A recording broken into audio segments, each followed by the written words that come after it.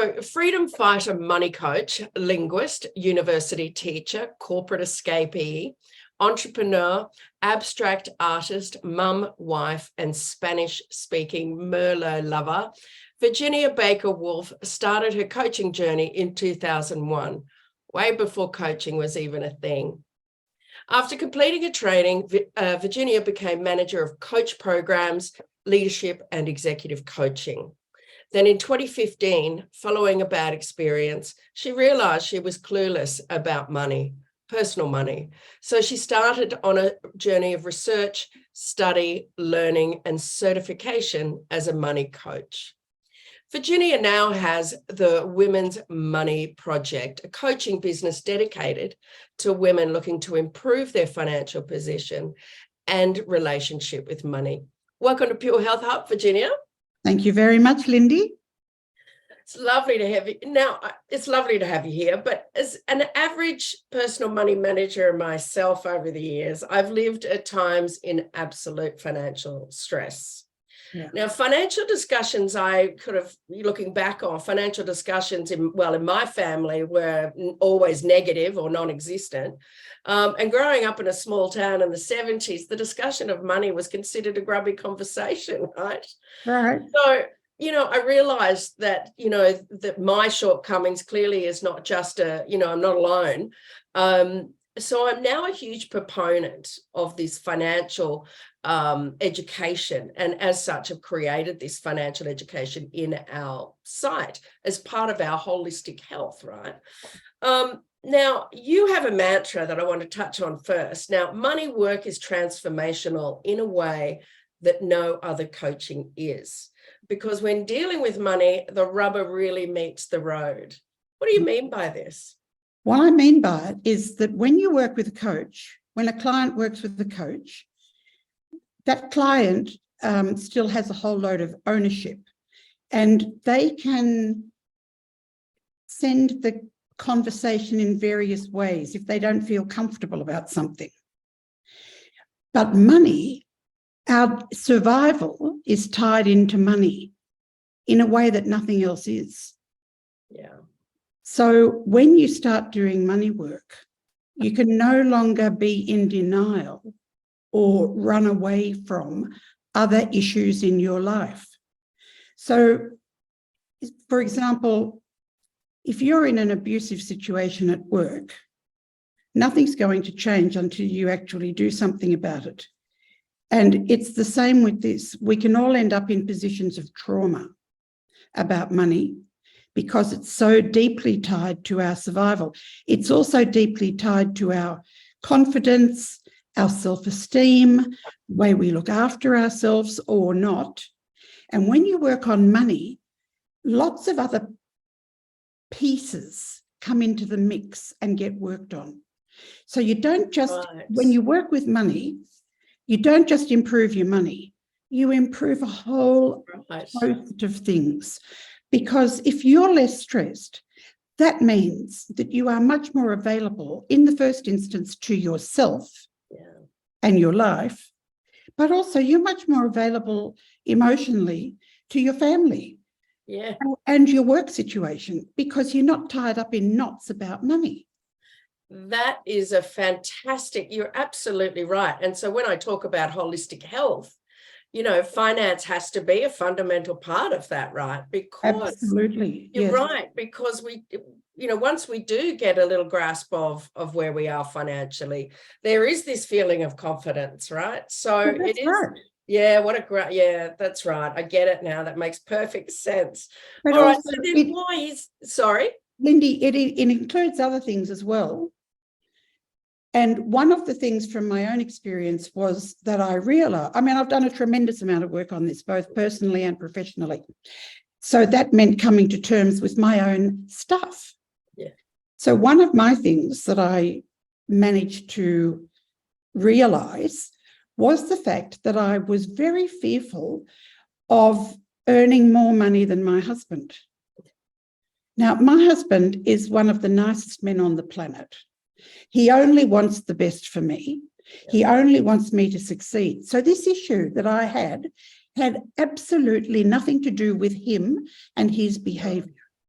It's to do with societal, systemic issues that women feel that if they, a lot of women, and a lot of it's unconscious, feel that if they were to earn equally or more than their major partner, that partner wouldn't love them anymore. Yeah. Yeah. And I know that for professional, resourceful, educated women, that's like so out of the park. It's like, why would you feel like this? But many, many, many women do, because we've been trained from the time we were very small to take the second place. And we're 3,000% better off than we were 40 years ago. But we still haven't broken through the glass ceiling with this issue. Interesting, isn't it? It's so true. When you put it like that, that is so true. And I often felt the same very early on. There does seem to be this emotional connection with this balance of power. I don't know what it's interesting, isn't it? That's exactly what it is. That's a very good way to term it, Lindy. Yeah. The power balance. Yes, it is. Absolutely. Yeah. So if women feel, for whatever reason, if they feel unable to step into their own power, there's no way they'll be able to manage the money. And that's why I say the money meets the road, the rubber hits the road with money. Yeah. Yeah. Because of that. Because if you start to work on the money and you realize all these funny little gems in your own history and experience, if you pull the pin on those, you have to do a lot of personal development work. So it's like, if you're worried about your husband's attitude or position, well, that needs to be worked on a load of other issues and levels besides money. Yeah. But money will undo the box. It will, it will undo the strings on the box. Yeah. Pandora's box. Yeah. Yeah, it's fascinating, isn't it? Where, and as you say, the work that we have to do. So the other, the emotional position that we get with money, it's so many people. You watch women as we go through. I used to have a girl that worked for me, and she would do, her role was doing the budgets and paying the bills, basically signing off the bills and all of that. So, but she used to have this emotional disconnect with it all. It wasn't even her money, it was the company's money, but she just struggled with that. And I just find it fascinating that we still do. So we have this emotional connection with it. Why else are we stricken with this response? Like you say that, we're learning now. Why else do you think? Was it a lack of education or? I think it's well, first of all, I think that we have not had permission. Okay. We've had no permission. And that includes us being very small in our family. And we don't have permission there. And boys will get a different education to girls. Yeah. And it's all down to that. Yeah. Extraordinary, isn't it? So societal really is what it came down to, because I just remember money being a really dirty word. It's societal and it's systemic. And systemic, yeah, absolutely, absolutely. It's extraordinary, isn't it? So, when we talk about, I was looking, obviously researching, and we, I see that you talk a lot about manifestation on your site and in some of your talks. And obviously I'm a firm believer in manifestation, which is of course the practice of aspirational thinking for the purpose of making our dreams a reality. I'm sure there's many terminologies, but I see this in your courses as a considered element. Can you explain that a little bit more, why it should be part of this education?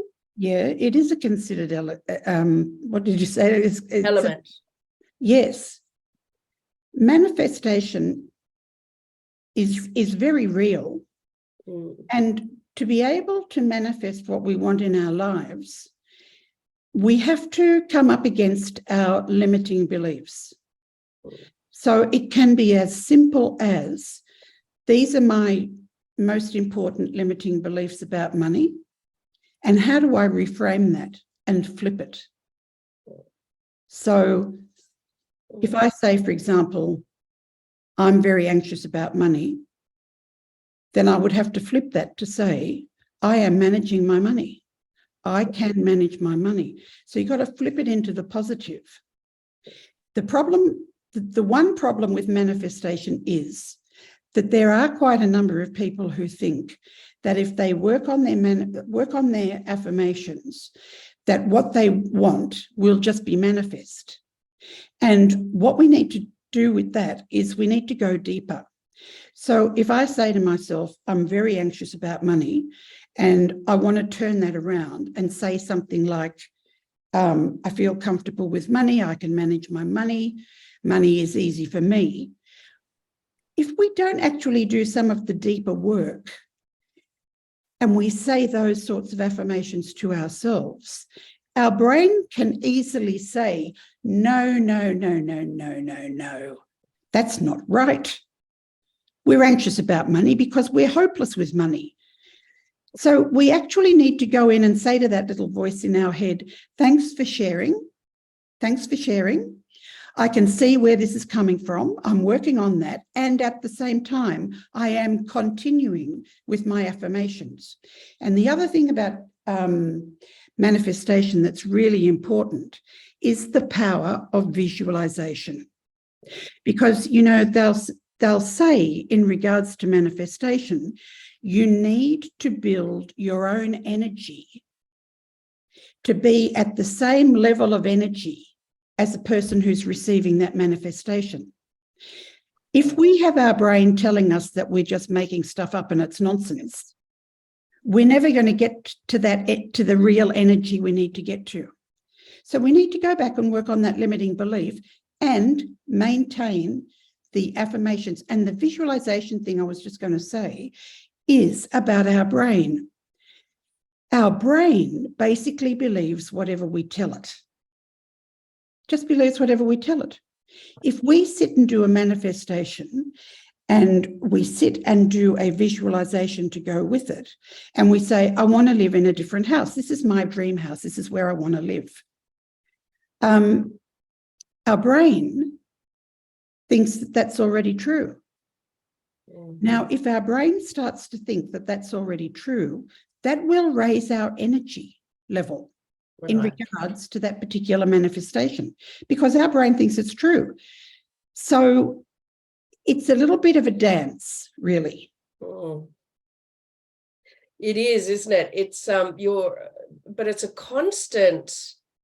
You really do have to train your brain. I was thinking of something just before, but it's a constant battle, or it's this internal dialogue that is the battle that always seems to go for the negative. I mean, obviously there's a lot of people in the world who've grown up with this positive, element going on in their heads, and they don't tell themselves anything negative. But for most of us, I think there's a lot of negative internal dialogue going on, and we're constantly having to battle that. So what is your position then? How do we battle that when it comes, obviously as part of your courses? How do we battle that? What's your take on that? And what are you sharing with your students? How do we battle what exactly? Oh, sorry, the internal dialogue. The internal part of that dialogue. Financial management, right? Internal dialogue is so important. And there is no doubt that we default to the negative. And, there's a whole school called positive psychology. Yes. Now, hang on. Positivity can come across as being shallow and unhelpful. Positivity. We can maintain ourselves in the positive, but it can become a bit of a stick that we're hitting ourselves with. If we go back and we take a very careful look at our finances, we should be able to manage that battle. But we can only manage that battle with managing this, internal dialogue, right? That's we have to manage the internal dialogue. That's the first and foremost. And again, where we say that the rubber meets the road with money, when you start to actually become very conscious about what's going on in your brain, in your self-talk when it comes to money, and you say to yourself, does does that same thing apply to other places in my life? Right. And I will bet you pounds to peanuts that it does. So when you fix it over here with the money, or you work over here with that, with the money, it has tremendous impact that like ripples out into every other part of your life. And that's why working with the money is so transformational, exactly because of that, because of the rippling out in other parts of our lives. Yeah. So, for example, you can be working on money and you end up being a better friend. Yeah, yeah, because of that, because how that overall feeling of confidence, of not chaos, right? It's not the opposite. You know, when you're in those stages of in financial distress, it's a constant state of chaos. Yes. So in your head. The chaos, yes. Yes, absolutely. You can be in a complete state of chaos. And the thing then is to take yourself by the hand and sit down and work out what's really going on. Now, I've been coaching, as you've already said, for more than 20 years. Coaching works because the coach is a witness to what the client is going through. Yeah. And I find, and I found this both with myself personally and with my clients, when people work with a coach, there's a certain element of, well, not a certain element, there is a big element of accountability. Absolutely. I totally agree. That's a big part. If you close a coaching session with what's, you know, what are the next best things to be doing? What are the key learnings? Where are you going to from here? What are you going to do before we meet again in a week or two? When I come back to that client 2 weeks later, I've got my notes. I know exactly what they were going to be doing. So I say, how'd you go with this? Now, if they say, well, actually, they didn't do it, there's no rousing, there's no getting into trouble. No. But it's like, let's just be curious about that. What was difficult about that issue for you to work with it? Yeah. So often you have to take a step back. Yeah. And work on a deeper issue. Yeah. When people know they're going to front up to the coach in a week or two, they are far more likely to get their stuff done. And in regards to being very anxious and like chaos and the self-talk, one of the best things we can be doing in regards to money is EFT, emotional freedom technique, tapping. Yeah. And you can tap all through the issues of your childhood, of your money bio, your money background, and your money beliefs. Most of us are running on the money beliefs of a 4-year-old. You know, we saw what was happening. We saw, you know, we were looking at people's facial expressions. We could hear the tone of voice. Yeah. We knew what was being spoken about and what was not being spoken about. And we knew that mummy and daddy had another conversation over there, but we happened to overhear it anyway. Yeah. So if we take the 4-year-old by the hand, we need to build her up so she can see that there are other ways to do things. And she doesn't have to run this money program anymore. We can educate her and she can feel much safer about our new money story. Yeah, because it's not just a matter of learning one thing and moving on, right? I mean, I think once you learn how to manage your money, it is, you know, it's something you continue to take through the rest of your life. Absolutely. So it's not just, one of the exercises I give clients is to set up an automatic savings program. No. And what I mean by that is they have their salary or their work, whatever their income is, it comes into a particular bank account. And my suggestion is that you set up another account, which is a savings account. You could even put it on a term deposit savings account so you can't touch it. And you automatically post to that account every time your salary comes in. And it doesn't actually matter if you only put in $5. Because a lot of people, do you know 63% of Australian women can't manage at the end of the month with money? And it So, only gets worse as we get older, right? This is why yes, I'm really sort of kind of yes, proponent of yes. women Now, managing. those 63% of women are going to say something like, are you crazy? I can't manage with what I'm doing. How am I going to manage to save money every week? Yeah, right. And my answer is just do for $5, because the impact that step of opening a savings account and making an automatic payment has an extraordinary impact on us emotionally about money. Yeah. It's like it's symbolic. And if you've set up a system, it's like, I'm being very adult. I'm doing something really positive. $5 is really neither here nor there. You know, I don't know that $5 even pays for a good coffee. No. So, yeah, saving $5 a week is not going to get you very far, very fast in regards to the concrete money, but it's going to have an extraordinary impact on your mindset. And as soon as you can, you put that up to $10. You change the automatic amount to $10, and then $20, and then $50. Yeah. Now, I did this with one client, and it's like such a simple, it's so simple. Yeah. And she contacted me and she said, I did your savings thing. I did your savings thing, Virginia, and I have just bought myself a new car for cash. Brilliant. No loan, no time payment, cash. A brand new car, not secondhand, brand new. Well, of course, I was over the moon. I just love hearing stuff like that. Yeah, absolutely. Absolutely. And that actually really brings me to the sort of testimonials. So on the Women's Money Project website, there are a number of testimonials, but also case study outcomes, which is like the one you just talked about.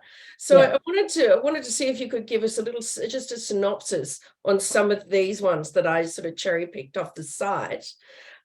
Because I think that's such a great example of what you were just talking about, the psychology, the fundamental psychology shift by doing something as small as that is huge, right? Now you've got here, Catherine added another line of income. Now this is a big one. Another line of income thereby ceased under earning. Yes. What's Catherine's story? Catherine's story is that her hobby was baking. She loved baking. She found it, you know, when you're involved in a hobby, like something that you really love, you end up being when you do that, hang on. Sorry. When you're engaged in that hobby, you can be in something called a state of flow. Now, when you're in a state of flow, that means that your brain is having a chance to rest and enjoy itself. And your spirit is very relaxed and really happy with what you're doing, you know? So I have two hobbies. One is painting and one is making jewelry. And they add an extraordinary amount to my life. Now, Catherine's hobby was that she loved baking. So she decided that she would start making birthday cakes. You know, we all remember when we had little kids, we all made those birthday cakes. Now, lots of women, I mean, I would say the majority of women these days do not have time to be making those sorts of birthday cakes, but they may well still want to give one to their kid, right? So Catherine started a side hustle with birthday cakes. And people, you know, like she had a website, she set up a website, she set up however many cakes, you know, these are the 12 cakes I do. And then she got people in to help her where she's got a full-time job, she's a parent, and now she's got this cake thing happening. It's such a great example too, because I think, you know, of our generation, we don't realize that that's how things work now, right? So we, as a specialist in one area, her a baker in this case, and you know, when it gets too much and she's still working, well, then you hire others, right, to help you through that. That's so right. It just makes sense. And you give yourself permission to hire someone. That's right, because we were always taught, well, you just do the job. That's you right. do the job, you get paid, you go home. Yeah. You know, well, unless you're an entrepreneur or whatever, in which case you do a lot of work, you don't get paid and you go home. All right. So tell me about Caroline, who got a promotion with more money and benefits whilst completing this program. Yeah. Now, that's a really interesting one, right? Because everybody talks about, not being able to ask for more money, or, being passed over for the promotion, for the bloke, these sorts of things. What was the fundamental change in her that enabled that to happen? The fundamental change is first being willing. So you have to be willing to look, and then try to think about it yourself from the point of view of your line manager or your boss. If you were that person, what would you want someone to bring to a meeting about a salary raise? And what you're going to want to bring is the outcomes that you are achieving, the benefits. You need to demonstrate the benefits you're bringing to the work. You need to show them that you are, in fact, worth more money. Now, you need to be willing to look, and you need to be willing to step into the shoes of that woman who's earning more money. And that's what Caroline did. Wow. And when you're working with a coach, one of the best things that you can actually do is to practice with the coach. Now, what I get people to do is write it down, get it all down on a piece of paper, and then come back to me next week with the coaching session, and you're going to tell me all about what you've written down. And what happens is when people actually practice that kind of thing, they trip over their words, because the way we write is not the same way that we speak. So when you work with somebody like that and they fall over their words, that's a key issue. And you say, how else could we say this? How could you say it more naturally? How could you say it in a way that's more comfortable for you? Now, by the time you get them through to a final version of a script and they've practiced it a dozen times, when they walk into that meeting, they are completely a different person asking for a raise than someone who has not done that preparatory work. Yeah. Because they're so confident. Yeah. What happens when we go into difficult conversations is that we go into flight or fright with our brain. Mm-hmm. And when we're in flight or fright, our brain just doesn't function anymore. No. Our executive function has gone offline because we're so overwhelmed with anxiety. And the way to fix that is to practice what you're doing till you can do it in your sleep. And your brain has been learning all the time that this is an okay thing and you're doing a good job. Yeah, absolutely. But I also think what you did there was provide the tools and the examples of what to do. So you're giving them the tools and then they go and practice that. I think that's the other thing. We're short on that education about how to ask for a raise and how to, and like the other thing write down the benefits of what you do and the, blah, blah, blah. So, and the other thing I do with them, because you don't want people waiting around for their next coaching session, which might be 2 weeks down the road. So I say to them, I want you to practice with 3 other people. I don't care who it is. It can be your husband, your partner, your adult child, your best buddy. Go and find people and deliver your speech, your script, and then ask them, how did it come across? And where do you need to make an adjustment maybe? Yeah. And sometimes you pick that up yourself though too, right? Oh, absolutely. Bang. Absolutely. As soon as somebody talks to me about their script, they know where there are issues because it's where they fall over their words, where it doesn't flow. Yeah. Caroline did all of that. And wow. There's so many. Caroline is highly educated. She's a social worker. Right. She's very well qualified and she's a very bright girl. And that is a message for all of us. Yeah. Women who are very bright, who are very well educated, who are highly resourced and successful, still have problems with this issue. And the biggest problem with that is that there's a dissonance. Yeah. Over here, on the one hand, we're so capable, so resourceful, so intelligent. And over here, we've got this person who doesn't know what to do with their bank account and they feel really worried. And we need to bring them together. Yeah, yeah. And you say that about smart, intelligent, la, la, la. And, you know, we talk about executive function, you know, the ones who really took to executive coaching and coaching in the early days were the CEOs and the C-suite of people who knew where their shortcomings were, right? So they knew where, and that's why I think we all need to not look at coaching as some sort of fault line, but rather the opportunity to improve and, you know, embed some wonderful habits and skills. So I want to thank you for joining us today.